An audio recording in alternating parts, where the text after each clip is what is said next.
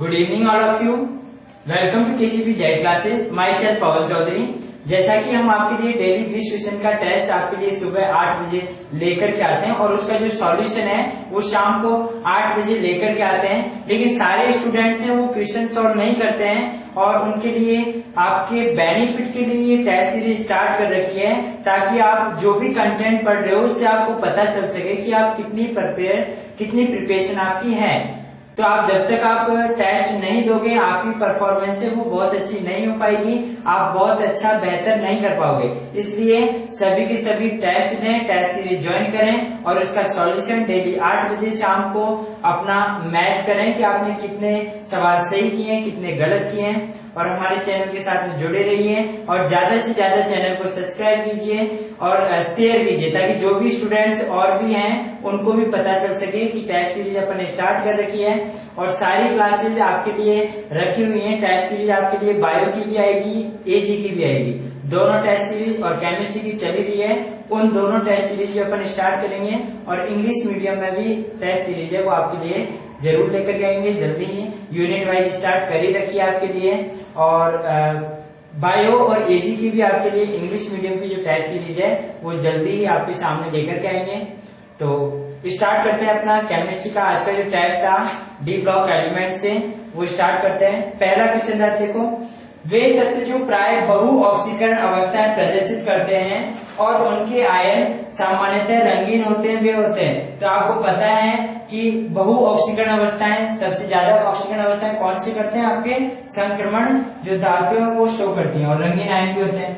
दूसरा क्वेश्चन है, निम्न आयनों में कौन सा न्यूनतम त्रिज्या वाला है। देखो न्यूनतम त्रिज्या के लिए आपको ध्यान रखना है कि जब हम एक ग्रुप के अंदर जब हम लेफ्ट टू राइट चलते हैं तो लेफ्ट टू राइट चलते हैं तो साइज क्या होता है, कम होता है। और टॉप टू बॉटम चलते हैं, ऊपर से जब नीचे चलते हैं ग्रुप में, आवर्त में तो बाएं से दाएं, और जब ग्रुप में ऊपर से नीचे चलते हैं तो साइज क्या होता है, आकार है वो बढ़ता है, आकार बढ़ता है। ये आकार यहाँ पे जब बाएं से दाएं चलते हैं आवर्त में तो बढ़ता है और ऊपर से नीचे चलते हैं तो जो साइज है वो बढ़ता है। तो यहाँ पे आपको दे रखा था कि एक तो टाइटेनियम निकल, तो अपन जब बात करते हैं यहाँ पे 3D सीरीज की तो scandium, titanium, vanadium, chromium, manganese, ferrous, cobalt, निकल। तो यहाँ पे देखो सबसे बाद में कोबाल्ट, निकल, कॉपर और जिंक। तो सबसे बाद में यहाँ पे कौन आ रहा है, निकल, निकल +2। तो इसका साइज इनसे क्या होगा, छोटा होगा। यहाँ पे क्या पूछा था, न्यूनतम त्रिज्या वाला है। और इसी के साथ में जो प्लेटिनम है, प्लेटिनम ग्रुप में नीचे आता है और इसी के साथ में आपका टाइटेनियम पहले आ गया और जर्कोनियम भी आपका क्या आता है, जर्कोनियम यहाँ आता है आपका, यहाँ हैफनियम और ये जर्कोनियम, इट्रियम, ये जर्कोनियम और यहाँ लैंथेनम और हैफनियम। तो ये भी आपके नीचे आता है। तो इसका साइज बड़ा हो गया। सबसे छोटा साइज किसका हुआ, निकल +2 का, तो इसकी त्रिज्या है वो सबसे कम होगी।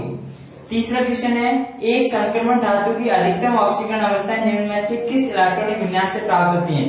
अधिकतम ऑक्सीकरण, न्यूनतम ऑक्सीकरण अवस्था, एक तो आपको न्यूनतम ऑक्सीडेशन स्टेट के लिए ध्यान रखना है कि NS इलेक्ट्रॉन की संख्या, जो NS इलेक्ट्रॉन की संख्या वो तो बताती है आपकी न्यूनतम ऑक्सीडेशन स्टेट, और मैक्सिमम अधिकतम ऑक्सीकरण अवस्था है वो किसके द्वारा लिखते हैं, NS electron plus N-1 D electron के द्वारा, D इलेक्ट्रॉन के द्वारा अपन बताते हैं N-1 D आयोनिक इलेक्ट्रॉन, ये आयोनिक इलेक्ट्रॉन होते हैं, ठीक है। डी में जो आयोनिक इलेक्ट्रॉन है उनके बेस पर ये मैक्सिमम ऑक्सीडेशन स्टेट है वो बताते हैं। चौथा क्वेश्चन है, निम्न में से कौन अधिकतम ऑक्सीकरण संख्या दर्शाता है। तो आपको बताया था आपका ऑस्मियम और इरिडियम दोनों के दोनों आपके क्या शो करते हैं, मैक्सिमम ऑक्सीडेशन स्टेट है वो आपके, ऑस्मियम और रुथेनियम, ऑस्मियम और रुथेनियम में आपके दोनों के दोनों क्या शो करते हैं, +8 ऑक्सीकरण अवस्था शो करते हैं, +8। ऑस्मियम एवं रुथेनियम ऑक्सीडेशन स्टेट है वो +8 तक शो करते हैं।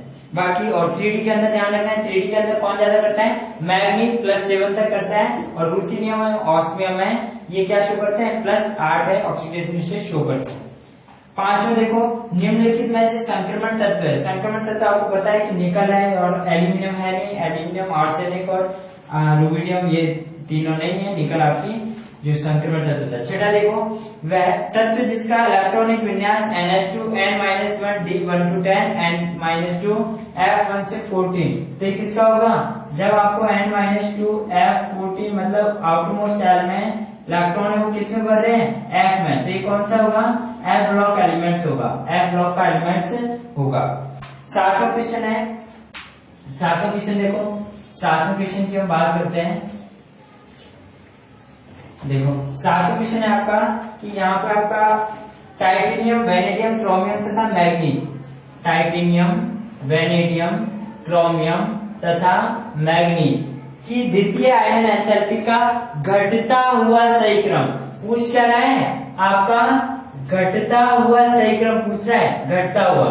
तो हम घटते हुए की क्रम की बात करते हैं, तो यहाँ पे द्वितीय आयनन ऊर्जा का घटता हुआ क्रम पूछ रहा है, तो इसको कैसे करेंगे? देखो आयनन ऊर्जा आपको पता है क्या होती है कि एक विलगित गैसीय परमाणु के बाह्यतम कोश से एक इलेक्ट्रॉन को निकालने के लिए जो आवश्यक ऊर्जा होती है वो आपकी क्या कहलाती है?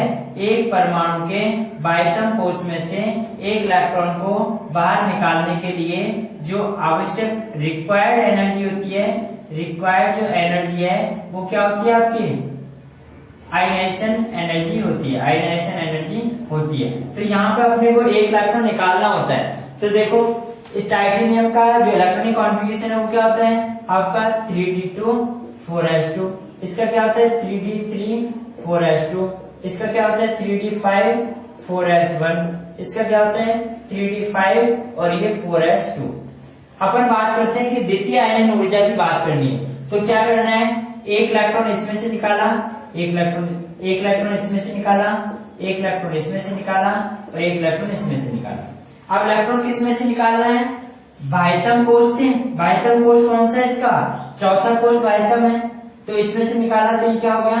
3d2 और ये 4s1, इसका क्या हो गया? 3d3 4s1, इसका क्या हो गया? 3d5 और ये 4s में बचा ही नहीं, 0 हो गया, 4s में 0, क्योंकि यहाँ पे एक ही था, एक निकाल दिया।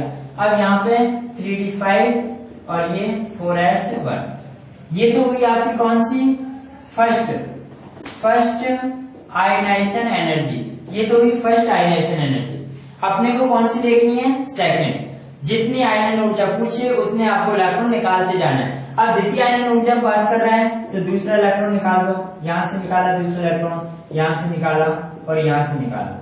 अब इसमें से निकाल रहे हो तो अभी एक और है s में, तो यहाँ से निकाला तो ये 3d2, अब 4s में 0, यहाँ पे 3d3, अब 4s में 0, यहाँ पे 4s में पहले से 0 था, तो यहाँ पे जो इलेक्ट्रॉनिक कॉन्फ़िगरेशन है वो 3d5 में से एक इलेक्ट्रॉन को निकालना होता है। और आपको पता है कि आपके अर्धपूरित, पूर्ण पूरित और रिक्त कक्षकों का जो स्थायित्व है वो क्या होता है? बहुत ज्यादा होता है। अर्धपूरित और पूर्ण पूरित कक्षकों का जो स्थायित्व है वो बहुत ज्यादा स्टेबल होते हैं, और स्टेबल इलेक्ट्रॉनिक कॉन्फ़िगरेशन में से इलेक्ट्रॉन को निकालना क्या होता है? बहुत ही मुश्किल होता है। तो यहाँ से देखो, यहाँ से जब इलेक्ट्रॉन को निकालते हैं तो ये इलेक्ट्रॉनिक कॉन्फ़िगरेशन होता है 3d4, क्योंकि इसमें से निकाला है, यहाँ पे फिर 3d5 और यहाँ पे 4s1 में से एक निकाल दिया।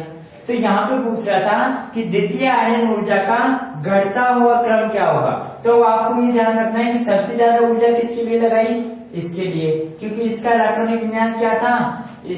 स्टेबल था। 3d5 इलेक्ट्रॉनिक कॉन्फ़िगरेशन में से एक इलेक्ट्रॉन को निकाला था द्वितीय आयनन ऊर्जा के अंदर। तो सेकेंड आईपी, ये आपकी क्या है? ये यहाँ पे सेकेंड आईपी, ये तो आपकी हुई यहाँ पे फर्स्ट आईपी और ये यहाँ पे सेकेंड आयनाइजेशन एनर्जी। तो यहाँ पे पूछा था द्वितीय आयनन ऊर्जा का घटता हुआ क्रम, तो सबसे ज्यादा तो किसकी होगी? क्रोमियम की, तो क्रोमियम तो सबसे ज्यादा, फिर घटता हुआ किसका? फिर मैग्नीज का, और कम फिर यहाँ पे वेनेडियम। और तो यहाँ पे आपका कौन सा ऑप्शन हो जाएगा? जो थर्ड ऑप्शन है सी, वो हो जाएगा।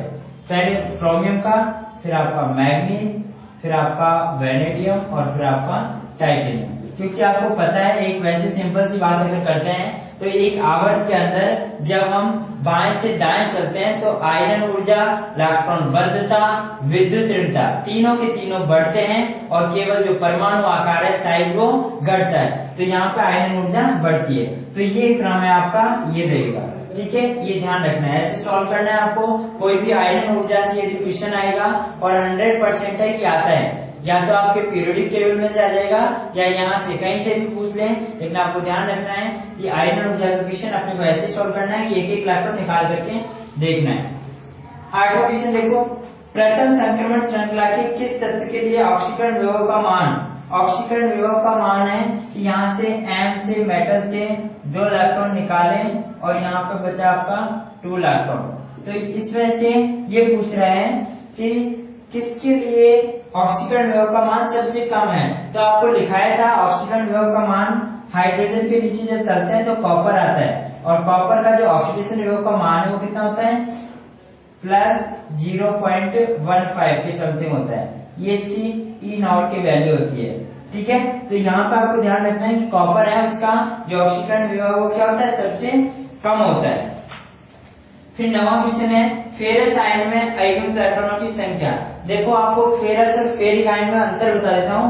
फेरस आता है जब अस लगता है तो वो ऑक्सीकरण अवस्था कम के लिए, फेरस, ये तो हम बात कर रहे हैं फेरस की, तो फेरस Fe+2, और जो फेरिक होता है फेरिक, ये लगता है Fe+3 के लिए, ठीक है, फेरस और ये फेरिक। अब अस और इक में आपको ये ध्यान रखना है कि अस कब लगता है और इक कब लगता है। तो अस और इक की जब हम बात करते हैं तो आपको क्या ध्यान में रखना है, देखो यहाँ पे जब अस की बात होगी तो वो और इक, अस और इक, तो अस तो कब लगता है जब मिनिमम ऑक्सीडेशन स्टेट होती है, और इक कब लगता है जब उसकी मैक्सिमम ऑक्सीडेशन स्टेट होती है तब। तो यहाँ पे हम बात करते हैं फेरस की, तो Fe+2, Fe का इलेक्ट्रॉनिक कॉन्फ़िगरेशन क्या होता है आपका 3d6 और ये 4s2। तो यहाँ पे देखो ये आपके 3d6 बढ़ता हूं मैं, 1 2 3 4 5 और ये 6 और ये 4s2। तो ये तो हुआ आपका फेरस का। अब हम बात करते हैं Fe+2 की, ये फेरस, तो फेरस के अंदर +2 जो इलेक्ट्रॉन है वो निकाल दिए, तो ये इलेक्ट्रॉन निकाल दिए। अब इसके पास बाह्यतम कोश में से ये निकाल दिए, अब इसके पास कितने इलेक्ट्रॉन बचे हैं, 1 2 3 4, तो इसके पास कितने बचे, 4। अरे यदि बात हो Fe+3 की फेरिक आयन की, तो फेरिक आयन में एक और निकालना होता है इलेक्ट्रॉन, एक इलेक्ट्रॉन ये निकाल दिया, तो अब इसके पास कितने हो जाते हैं, 5। तो फेरस के अंदर तो आपके 4 इलेक्ट्रॉन होते हैं और फेरिक के अंदर कितने होते हैं, 5, ये ध्यान रखना है।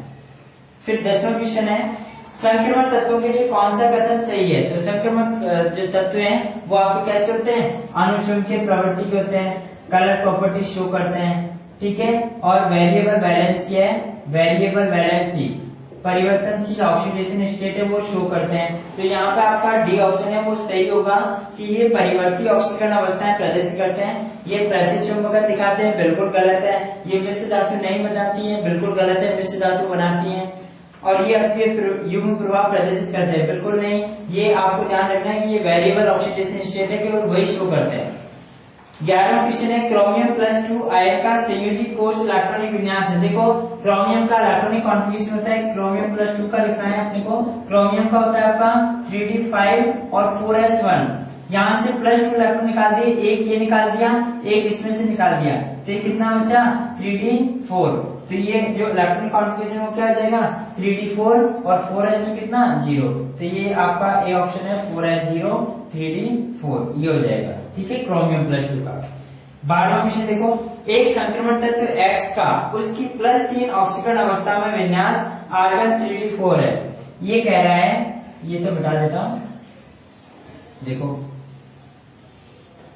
ये कह रहा है आपका कि एक संक्रमण तत्व है X, इसकी ऑक्सीडेशन स्टेट कितनी है +3 ऑक्सीकरण अवस्था में, इसका विन्यास दे रखा है आर्गन 3d4, आर्गन 3d4।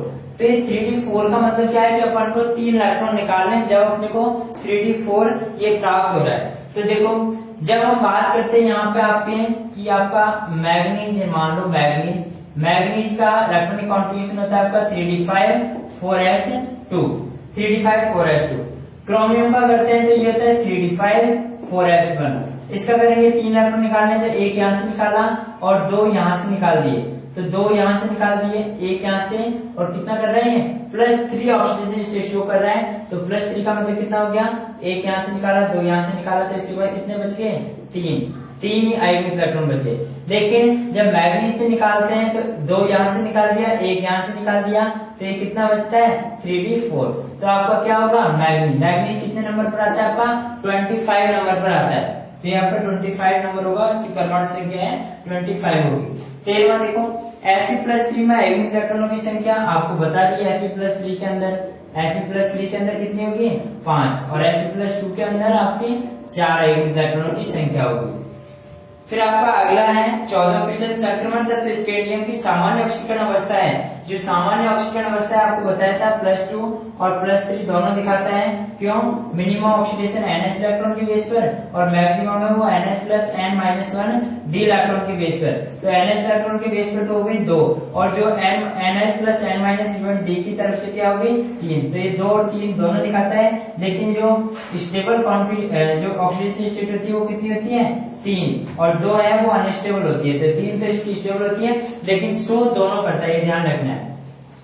फिर अगला क्वेश्चन देखो, अगला क्वेश्चन है 15 +6 से +1 ऑक्सीकरण अवस्था निम्न समूह के तत्वों द्वारा दिखाई जाती है। तो देखो क्रोमियम के लिए आपने देखा था, क्रोमियम के अंदर +1 इसका ऑक्सीडेशन जो आपके इलेक्ट्रॉनिक कॉन्फिगरेशन होता है वो क्या होता है 3d5 4s1।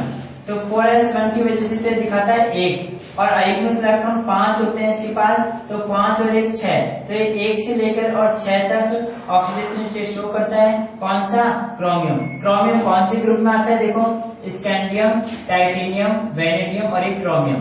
तो फर्स्ट बी और सेकंड बी तो आपके लास्ट में जाते हैं कॉपर और जिंक में। फिर आपका यहाँ से थर्ड बी, यहाँ फिर आपका फोर्थ बी, ये फिफ्थ बी, और ये आपका सिक्स्थ बी। तो ये कौन सा हो जाता है फिर 6th बी के अंदर आपका कौन से आते हैं +1 से +6 ऑक्सीडेशन स्टेट आती है, तो इसके अंदर आपका 6 बी। 16वां देखो, निम्न में से कौन सा तत्व प्रथम संक्रमण श्रेणी से संबंधित नहीं है। जो सिल्वर है वो आपका प्रथम संक्रमण श्रेणी से संबंधित नहीं होता है, वो आपको कौन सा है द्वितीय संक्रमण श्रेणी से संबंधित है। 17वां क्वेश्चन देखो, संक्रमण तत्व किस ब्लॉक से संबंधित है। तो संक्रमण तत्व किससे ब्लॉक से संबंधित है D ब्लॉक से। फिर आपका 18वां क्वेश्चन है कोबाल्ट परमाणु में आयोनिक इलेक्ट्रॉनों की संख्या। तो देखो कोबाल्ट परमाणु आपका कोबाल्ट का यदि हम इलेक्ट्रॉनिक कॉन्फ़िगरेशन की बात करें तो क्या होता है 3d7 और ये 4s2। तो यहाँ पे आयोनिक इलेक्ट्रॉनों की संख्या पूछी थी, तो देखो 3d7 बढ़ते हैं, ये 1 2 3 4 5 6 7, कितने आयोनिक इलेक्ट्रॉन बचे हैं 3। तो कोबाल्ट के पास कितने आयोनिक इलेक्ट्रॉन बचते हैं आपके 3। 19वां है निम्न में से कौन सा तत्व परिवर्तित संयोजकता नहीं दर्शाता है। जिंक है वो परिवर्तित संयोजकता नहीं दिखाता है, क्योंकि वो जिंक के पास इलेक्ट्रॉनिक कॉन्फ़िगरेशन है वो क्या होता है 3d10 4s2। इसके केवल NH इलेक्ट्रॉन के बेस पर ये +2 ऑक्सीडेशन स्टेट शो करता है, बाकी नहीं करता है, क्योंकि इसके पास आयोनिक D इलेक्ट्रॉन प्रेजेंट नहीं होते। 20वां क्वेश्चन देखो, कौन सा तत्व सर्वाधिक संतुलित ऑक्साइड देता है। इसके अंदर आपका जो मैग्नीज होता है वो सर्वाधिक संतुलित ऑक्साइड देता है। मैग्नीज के ऑक्साइड है वो ज्यादा संतुलित ऑक्साइड देते हैं। मैग्नीज ऑक्साइड वो टाइप के ऑक्साइड है MO, M2Mn, MnO, Mn2O3, Mn2O7, ऐसे बहुत टाइप के जो MnO4, इस तरीके से बहुत सारे जो ऑक्साइड है आपके Mn2O4, इस तरीके से बहुत सारे ऑक्साइड है मैग्नीज के वो बनते हैं। तो ये संतुलित ऑक्साइड है वो मैग्नीज देता है, आपको ध्यान रखना है। तो आज का हमारा ये 20 क्वेश्चन का जो सॉल्यूशन है वो आपके सामने है। कल आप ध्यान रखना, कल आपका जो टेस्ट है वो 40 क्वेश्चन का टेस्ट होगा, इसलिए पूरी यूनिट को प्रिपेयर रखें। ये यूनिट कंप्लीट हो चुकी है, इसके अंदर एक आपकी बस एलॉयज बची है, मिश्र धातुएं, वो आपको कल मिल जाएंगी, और इसी के साथ में आपका यूनिट कंप्लीट। और टेस्ट कल 40 क्वेश्चन का होगा, तो यूनिट को कंप्लीट पढ़ के तैयार रखें, प्रिपेयर अपनी बहुत अच्छे से करें। और ये आपके बहुत ही जेट की एग्जाम के लिए बहुत इंपॉर्टेंट क्वेश्चन है, और इस बार आपका बहुत अच्छा रिजल्ट रहने वाला है। हमारे साथ में जुड़े रहिए एग्जाम तक पीछे नहीं हटना है। डेली टेस्ट और रेगुलर क्लासेस ज्वाइन करनी है, साथ में रखनी है, ठीक है। टेस्ट भी देते रहें और रेगुलर क्लास भी ज्वाइन करें। अगर आपको वीडियो वास्तव में अच्छी लगी हो तो दिल से लाइक करें, शेयर करें और सब्सक्राइब करें, और हमारे चैनल के साथ में जुड़े रहें। धन्यवाद।